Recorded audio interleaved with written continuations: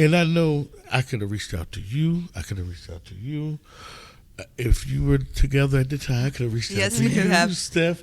Everybody in this room right now. You're right. And, after I thought back on that as I was being presented with that question, it was like, damn. But what came about is my mind made me think something that really wasn't real. Yeah. Mm-hmm. And the crazy part, the more I went through therapy, so I wound up going to California. I had somebody that basically brought me out of the situation just to get me away from everything, that was able to do it at the time. Being a black person, I was in the whitest area of my life and going through therapy. That's something that is a black person we don't talk about. Right. But it's much needed. And it's man, we talked about that, Chris. After I went through the therapy that I went through, I feel like I would do that before I go back to school again. Yes. I don't care how much money you can make off of school. I would rather do therapy the way I had the therapy than go through school to get a degree, to be a doctor, lawyer, whatever, etc. Because it was so beneficial at the end. And it's something that I never looked at, knew about, thought was weird, and was, I was out of my element. But I opened myself. I'm glad I was able to put myself, get in that situation, but not just look at black or white, but just go through what they had to offer. Like the clinicians there, they were like awesome. Like I swear, like if I get money one day, I would definitely donate to this hospital that I went through. Yeah. Because everybody has excuses of what they feel like they don't want to own up to. And sometimes it takes the right person to push you or encourage you. Encouragement sometimes is the softer part of it, but sometimes you need somebody to push you to a point. Amen. But it all starts in your mental. Yep. It does. And I never looked at it that way because I ain't going to say I always had control of my life, but I always worked my way out of situations. Yeah. And having my back against the wall and not knowing where to turn to, because the hardest thing for me, I don't like asking for help. To this day, It's a burden thing, right? It's a burden thing. So Did you learn that it's okay though? I learned it is okay. That's the toughest thing that I had to learn. Can I ask you a question? Yeah. Do you think do you think that being black, that it is a conditioned thing for us to be, and this is also for you, Peanut, that is a conditioned thing for us that we are taught not to ask for help, that we are put in conditions, for sure, that we are taught to as I'll use Peanut's term, put into mazes without doors, and we are expected to get out of there and figure out, make a door, pray about it. You know what? You could look at it that way, but since, like I said, I was in the therapy with I was the only black person there until I was about to leave. So, no, I don't agree with that statement. I just feel like people or our parents or the people that came before us, even though they think they're giving us the guidance that we need, I was just about to say that. They don't really tell you what you need to know. Yeah, I'll interject. I was going to interject, and I was going to just about to. I know exactly what you guys are about to say too. Because it really we're have we're this conditioned conversation all the time. We're and I conditioned. think it's a Gen X thing. It's a Gen X thing, yeah. Because here's the thing, Gen X, we were raised to be feral kids. Okay, And our parents would beat weren't us. really that. They would beat Yeah. us. We were really not raised with helicopter parents. Like I'm definitely a helicopter parent. I know where my kids are. Even my adult kids, I know where they are. I know what they're doing. My parents, like 6, 7, 8 years old, like if I didn't get the hell out of the house and like come back mildly around dinner, they didn't want to see my face the rest of the day. They didn't care if I was hydrated, fed. You know what I mean? And honestly, asking for help from your parents, it was like you either got cussed at, you know what I mean, admonished, you know, what are you, fucking stupid? You know, this, that, and the other.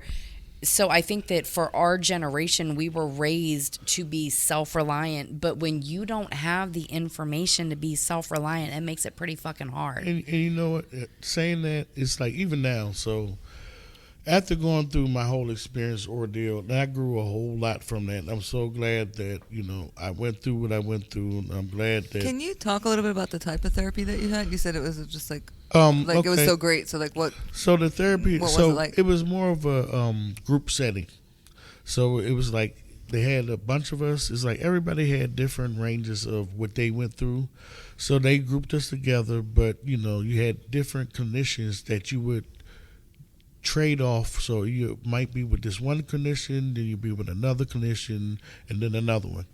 But everybody's focused because they work together, and you could tell that they work together. There's one guy like, so me going there and not know nobody, I'm just listening in the beginning.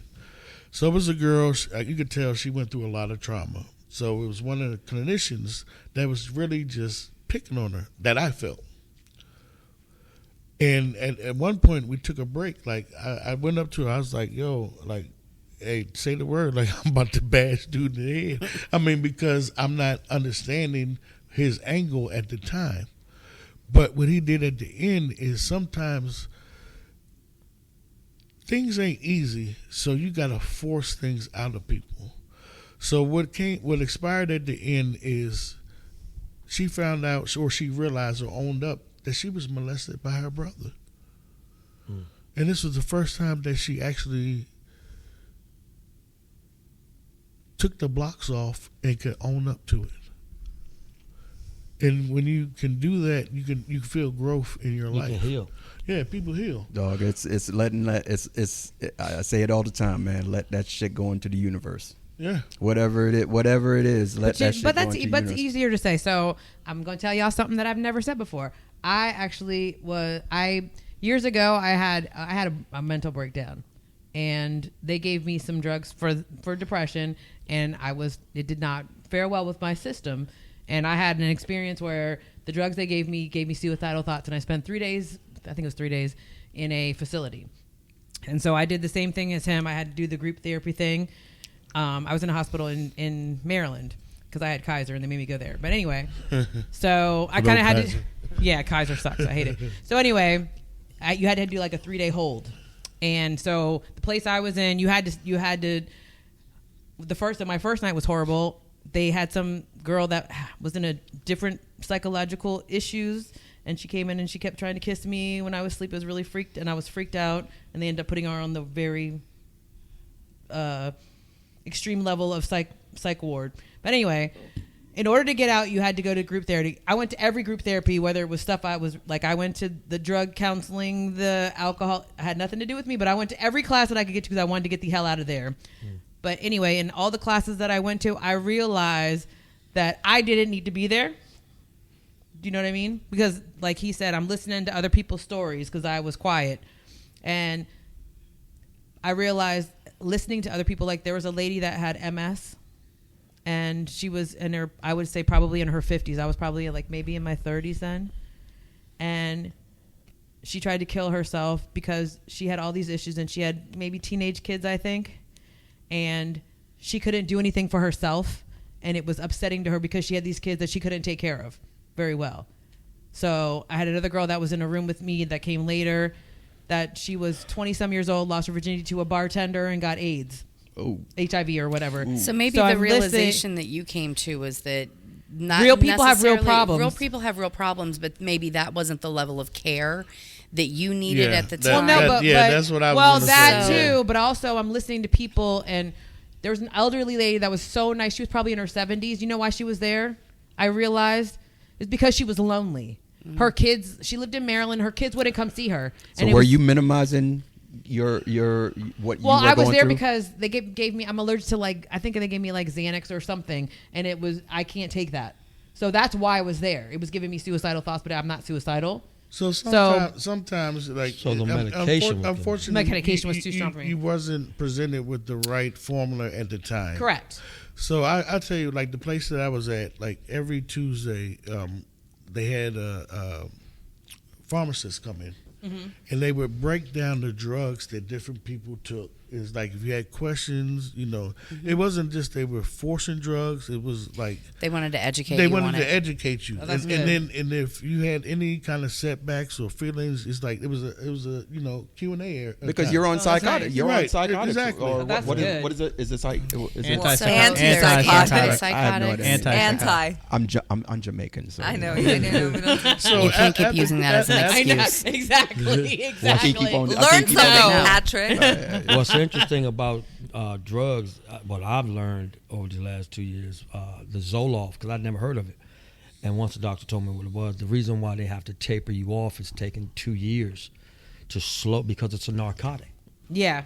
And it literally affects your brain. And different drugs affect different people. Right, exactly. Right. Differently, So you gotta exactly. you have to get the, or, That's exactly and then, right. I mean, at least, people I know in my life who have, bipolar disorder or anything, like they are going all the time for adjustments to their medications because Right. sometimes it, Right. you really have to be on top of it. It sounds like. Yeah. So yeah. I can tell you that, like, I was diagnosed as bipolar 10 years ago, I diagnosed you first. and I second that. so here's the thing: I was misdiagnosed, and for happens a lot, too. about 7 years, I was on a cocktail of anywhere from 7 to 9 different medications Good grief. for that period of time. And I will tell you that there were certain points during that time where those medications made me in a Even worse. psychosis. No They doubt. literally made me in A zombie. Like for about 2 or 3 years, I was in a psychosis where I had really created my own little World. happy, peaceful world, even though that was absolutely not what was going on in front of me. And the amount of lies that I was walking around telling everybody, because it was the only way that I could keep myself in that peaceful little happy place, It was your to try to reality. make everybody else believe my reality. Yep. When I found out what my actual But you do know, like that is what bipolar people do too. Right. it's So kinda here's the hard thing: to- is that I have ADD, which mimics bipolar disorder. What my issue was, and what the doctors were missing, was that I was not hitting those depressive slopes until something traumatic happened. Which is normal. The minute, and because I have lifelong childhood trauma. Anytime something traumatic would crop up in my life, in those moments, I would become like immediately detrimentally suicidal. Like, I mean, I identify with where you were in that moment, because I have definitely found myself on 495 a time or two, way too intoxicated to be behind the wheel, because my game plan is to slam on the brakes in front of an 18-wheeler, and that's how I was going. So your mind... Yeah, When your mind is in that Yeah. place, there is no way out until somebody intervenes. Someone has to intervene. It's hard. Yes, you're correct. Because you know what? So true. It was in my time of confusion. I swear to God, as much as I like this artist, all I heard from the time I woke up until I could go to sleep was Biggie Smalls. Mm-hmm. I don't want to live no more. Sometimes I hear death knocking on my front door. Living every day like a hustle. Another drugstore. Another day, another drum. Like it was on repeat. Like somebody hit a button, and that's And all walked I away. heard. So- and walked away, basically. So let me ask you. Can I ask you a question? Were anybody that was in your in very inner circle, not us, but like your inner circle, did anybody pick up signs that you know of, or like now? No. So it was no way that anybody. I wasn't around anybody in my inner circle when I went. That created this fiction in my head. And when I did try to reach out, it wasn't received the way I wanted to. So after that, I went to visit my kids. They didn't know. I was basically saying goodbye. And and usually when I say I'm gonna do something, I usually do it. Right, but I know you, but I know if you had done certain things, Pat would have picked it up immediately. Right, I know yeah, that. but So no. I know you didn't say nothing to him because he would have known. But it wasn't a time or place I was around those type of People that would have been able to pick it exactly. up. Okay, that's what I was trying to figure out. Yeah. Because I know he would. I know for a fact if anybody, I no would've one else picked that knew. shit up. I know And you I would would have. ima- I would hadn't imagine. seen him. Yeah, I hadn't seen him in. Yeah, that's why I couple- figured you. I knew you probably didn't hadn't know. seen. I probably hadn't seen you in like a couple months. Well, Yeah. but here's the thing, though, in that I don't know if a lot of you guys know this about Ramon, but Ramon is very much a caretaker, I know. right? And so, and when he says he's the one that shoulders his family, that's what he means. Oh, I know. When you're in that position and you're in that headspace, the last thing you're doing is letting everybody know what's going on. You are presenting The story. I know the You front. gotta be like the you do strong every person. day, Yeah. right? You Like you gotta do every be a day. strong person, but for me at that time, being that person that I am, feeling like I could not do that anymore, that created that thought in my mind. So I'm gonna give you the interesting comparison between what happened to Chris and what happened to Ramon. Both went through similar situations. The situation, the details were different, but it was still a situation where you held in a lot of emotions, right? Mm-hmm. Chris's body reacted one thing, Ramon's mind operated and reacted in a different way. So understand, stress never, But targets just one area. I would say, like, listening to Chris, it starts with your mind because, does. like, he's going to somebody that should know the answers to his problems and not getting help. Exactly. Right. So that definitely would make your mind go a different Am way. I crazy? But- Am I? Well, not even making being this crazy. up? It's Yeah. like, where am I going to get help now? There- It's like, where do I turn? Well, I think the difference, though, Yeah. I think the difference is that his was a physical thing, Right. because his Yeah. stress manifested itself in a physical form, Sure. Format, right? Versus yours, manifested it in an emotional form, right? What's So- interesting, what's not to cut you off, but what's interesting, what you said is, I'll never forget. After about 4 months of not being able to sleep and going through all trying to go to work and just miserable, my doctor and I'm like, I started conjuring up all kinds of stuff. You guys are crazy. Y'all can't figure this shit out. Y'all trying to kill me. The system's against me. Y'all don't give a damn about me. And I said, I'm literally going crazy because y'all can't figure this out. I feel like a test dummy. Y'all done pumped me with misdiagnosis, prednisone, this medication, and I'm still getting worse. She says, Chris, you're going to have to calm down. I need you to talk to a therapist. Bitch, I'm not fucking crazy. What the fuck you talking about? Y'all the one. I'm losing it. Yeah. Come January of 2021, I physically go see my doctor because COVID had shut things down. You couldn't physically go. So I finally physically go in. I go in, and I'm already skeptical. Everything that you've done for the last 9 months has not worked. So she says, listen, and I trust her. If it wasn't for her spirit, I would not have even listened to her. But the spirit she came with, she says, listen, I know you've been suffering for the last 9 months. And we're going to figure this out. She says, listen, number one, the first thing I need you to understand is physically, there's nothing wrong with you. Physically, your numbers are off the charts. I went from 230 pounds to 187. Damn. That's a big difference, dude. a huge difference. I lost 50 pounds. Stress related, changed my diet and stuff, but mostly stress related. She says, physically, there's nothing wrong with you. The reason why I wanted you to go see a therapist is because I believe everything that's happening with you is your nerves. And I'm going, what do you mean nerves? I don't get it. She says, let me just talk to a doctor. Let's properly diagnose you. I said, am I going to have to take some more medication? I'm an attitude. Because you're sick and tired of it. I'm done. I'm like, she's like, I'm like, it's like, listen. I told her straight up. It was a threat. If this shit don't work, I'm coming back to see you. I told her just like that. If this shit don't work, I'm coming. And I'm not playing. When your life is on the line. So I finally said, okay. A couple of days later, I'm on Zoom with the therapist. How you doing, Mr. Pearson? I'm fine. I'm not with the right mind. I'm fine. Let's go. Yeah. She says, I'm going to ask you a series of questions, about 35 questions, and answer them as truthfully as you can. Sure. As she goes down, she got to like 12, and she freaked out. And I'm freaking out because she's freaking out. What's the first 12 She's questions? Like, the first number one question, are you having suicidal thoughts? Yeah. That's the number one question. First question you get asked. And what blew me away was as she's going asking these questions, I'm like, how the fuck does she know this shit? Every question she's asking is exactly what I've been experiencing. But they're like standardized questions, right? For 9 months. Yeah. But that's what I was going through. Yeah. She knew. Yeah. I'm like, how? She's like, oh my goodness. I'm like, what's wrong? You're making me scared. What's the problem? Mr. Pearson, you're on the verge of a nervous breakdown and you don't even know it. All right, so you don't even realize that's what happened to you. Yeah. I had no clue that my system, based on those questions, I was high priority.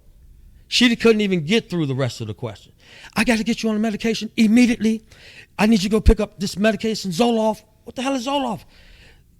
Trust me, I'm calling it in. We got to get your brain stabilized. All she kept saying is your brain is unstable. That's all she kept saying. Do you remember question number 2 or 3 or any of those questions? No. Are you motivated to do anything? It's a standard. You can probably Google it. But the one you're always going to remember is, are you suicidal? I'm just trying to figure out how she got. Yeah, because if you answer that incorrectly, it's a standardized. I know it's a standardized question, but I'm just trying to figure out how when she got to 12 is when she realized. She realized based on the severity of me being truthful. It sounded like he was checking all. I'm sure 12. At like 5 or 6, she was like, "Oh shit." Yeah. 12, like, if he answered the next 5, nigga, he's in. That's why they had to put me in. Right. You know, I will say, like, at the end of my therapy, so every day I was asked those same standard questions. I was given a tablet. First one, are you fit, have suicidal thoughts? I was like, no. All the time. And it's like, why they keep asking me these same questions? But they gotta gauge, like, they don't know. Yeah, they don't know. They want you to get better, but it's like you got to be honest. But I was in class with people like, yeah, they were answering yes, and I'm looking at them like, your life can't be that bad. But I'm not living your life because I'm looking from the outside in. But yeah, they had issues. Like I had this lady, she was married for like 40 years or something like that. So the place that I was at, they want you to bring your loved ones in, and so she brought her husband in, and basically that was kind of like where her issues stem from. And the crazy part, he's looking at her like this is the first time he's hearing or understanding. Like, so he's like, I provided for you. We got a good house. Our kids are grown. We got grandkids. It's like, but I don't know this because you stopped talking to me. But she started going through something where she couldn't communicate with him anymore. So that became a problem. But I'm looking at this guy because listening to her side of the story in the beginning, before meeting him, you're looking, it's like, of course, I had a little judgment on her husband because of the way she was explaining things. But he was clueless, like literally clueless. Or like all it took was them, or if she could, communicate. And that would have solved their whole issue. Question, man.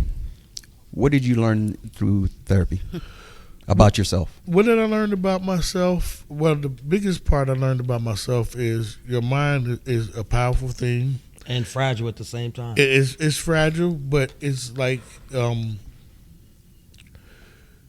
you have to lean on the people that you make connections with when you get to a certain point. That I found it hard to do when I got myself in situations. Well, you know why? I'm going to tell you exactly why. Because it was thrown in my face by different people that I was close to, mainly parents. But I had to get past that point. And I'm trying to blame my parents. It was other people. But it's still, it's a mindset thing. So for me, it's like I'm a very nice person. I don't do anybody no harm, no wrong. I'm not perfect, but stuff happens. Here's the deal. It's very difficult. It doesn't matter what you're going through in life. Yeah, it's very difficult for anyone to understand your situation, right? Unless they've been through it themselves. Point blank. You can sympathize or empathize with a person because, oh, I'm so sorry. But until you personally went through it, You'll never understand somebody trying to explain it to you. It sounds crazy. It's weird. It's you have to. If I say you're trapped in a maze with no door, what does you don't know what that means? How many people really understand that? And that's why I asked you, what does that mean? But I understand it too, even though I haven't been trapped in your maze, but I've been trapped in my maze. Yeah. But I'll never understand what it's like to be trapped in your maze, but I know what it's like to be trapped in my maze. That's not what I'm saying. If you've never been trapped in the maze. Who hasn't been trapped in a maze, though? What maze?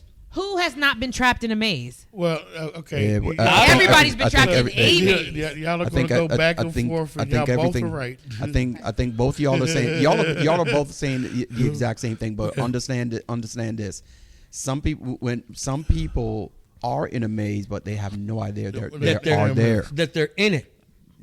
It's the Matrix. It's going back to the Matrix. It's a scary thing to be in the maze. It's going back. Know you're in the maze. Look, it's going back. And to you the can't Matrix. get out of the maze. Crystal had brought up going back into the Matrix. So for people that remember the Matrix, is you don't know you're in the Matrix until you're removed from the Matrix. There you go. That's exactly it. You don't know. So you don't know. I was I was going to say it's probably hard to watch somebody from the outside while they're in their maze, and you're trying to grab them out of the maze, and you can't get them out of the maze because they don't even know they're in the maze. I feel like that every day with a lot of people I know. So I'll give you guys an example. So one thing in therapy, what they did for people to try to get out of that maze, they call it the wheel of torture. So basically, you had to go through different things in your body because it'll start as an emotion, and then it'll become physical, and then it'll be a mindset, and then it'll be something else, and then you just repeating this pattern until you realize it. But now you're talking about it. How are you going to break yourself out of it? Now you're giving examples of what you're going through. Now you're owning up to what you're going through. But some people will go through it and keep going through it. I'll never forget this. So how do they get out of that? That's what I want to know. It takes them getting out of it. It takes being able to. You have to practice. You have to practice what you learned, and you have to. And for people that struggle, you have to make a conscious effort to practice it every day. It's like wait, practice what? I said practice the tools that you learned. I was about to ask about Ramon about like what tools did you take away from all your therapy that help you now to not feel that way? The tools that I took away is, for one, I'm not by myself in my journey. Two, a lot of things I can self-create that are not realistic. Three, I have so many people that love and care about me that I can lean on, that I need to open myself to when I get myself in those situations. I love you. And knowing that being the biggest thing is like, I'm not by myself. I was going to ask, and it was interesting that Haran and I, we were talking on the last podcast that we had with Joy and the Coconut, about the differences about where your mind was. So earlier, and going back and editing, you had said you went through this where there was such a big difference in your thoughts. You know, we were going through extremes, right? And I talk about that because I used to create scenarios in my head. And all right, so you're not alone, brother.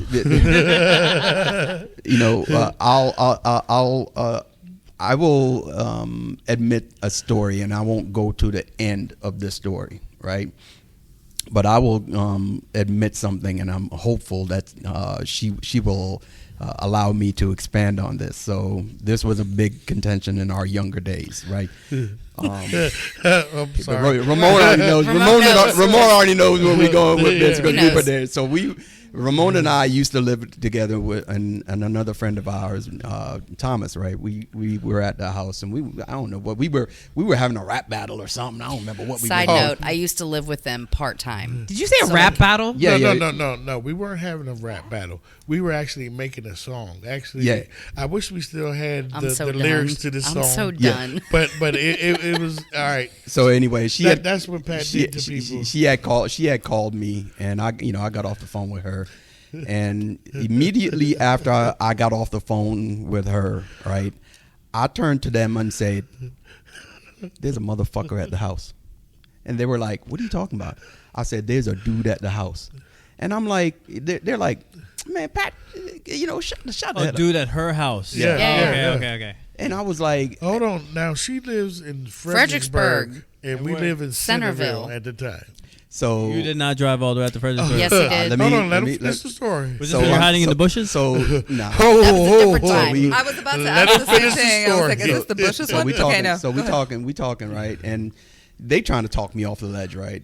And they literally, both of them trying to talk me off the ledge. And I'm like, nah, man, I'm telling you, there's somebody at the house, man. I know it I feel it in my bones, dude. And then, but long story short, I drove down there. But anyway. And what did you find? We ain't going there. But I'm just saying what I'm saying. So you're not going to tell us if there's a dude at the house? This is like a teaser. That's a cliffhanger, man. Come on. We're going to lose listeners. I know. They're going to be like, what happened? We're going to leave it at the all cliffhanger. you listeners out there, y'all please, can comment. in the comments, ask him if there was a dude at the house. All I know is I was told before he walked out the door, I better get my bail money together. So what the whole point of the story, and if y'all want to hit me up in the comments, y'all can but the whole point is that I created that scenario in my head. Like that scenario wasn't real. That scenario, I literally, like, it was so vivid to me. Well, let's be clear about the scenario. You're not even telling them what the scenario was that you created in your head. Was there hints? He had created this scenario in his head that I was in a 10-person deep gangbang. Oh yeah, she was in a gangbang. Yeah, like that's. Yeah. Okay. Wait, how the hell did that happen? What do you think? What was going on there? there? All right. And So again, I'll admit. We were making a rap song at the time, but I don't know how. Wait, what was the rap song about? What was the rap song about? It had nothing to do with 10 Dudes gangbang. Deep is the name of the song. All right, I will let me. I'm gonna clue you guys in on my psychosis and where all this is. Because before I learned and I went on my healing journey, right? Thank God for I had that. to figure out what the freak was wrong with me, right? Why did I have these ridiculous thoughts, right? And why did I create these ridiculous situations? Jealousy? Was it jealousy? So when I lost my virginity, right? The woman that I lost my virginity to was already pregnant by another dude. That'll mess you up. And then when she had the baby, she said it was mine. Thank God for we're not gonna out him. She already outed him, but I'm not gonna out anybody. But thank God for Miss Lovely Yolette, at Falls Church, at Falls Church High School, Miss Love, because I did not go to the hospital. Miss Love went there because she was our guidance counselor? No, she was a peer counseling peer teacher. counselor. We were in peer counseling, right? We had a peer counseling group, and me, JT, and a bunch of other people. Yeah, Tony was in our. I was a peer counselor. So she's like, yeah, I'm gonna go to the hospital. She came back to me. She said, Pat, that is not a 3-month-old preemie. That is a full-grown 9-month-plus old baby. That is not a preemie. You are not the father. So, long story short, ended up, she admitted it, wasn't my kid. That freaking screwed me up for the rest of my life. Wow. From that point on, every woman in my life was cheating on me. That was the scenario I could. That makes and sense. I would literally create scenarios in my head and sabotage very good relationships because I said at some point you're gonna screw me over, so I'm gonna do it first. Okay, and you literally That's so unhealthy, though.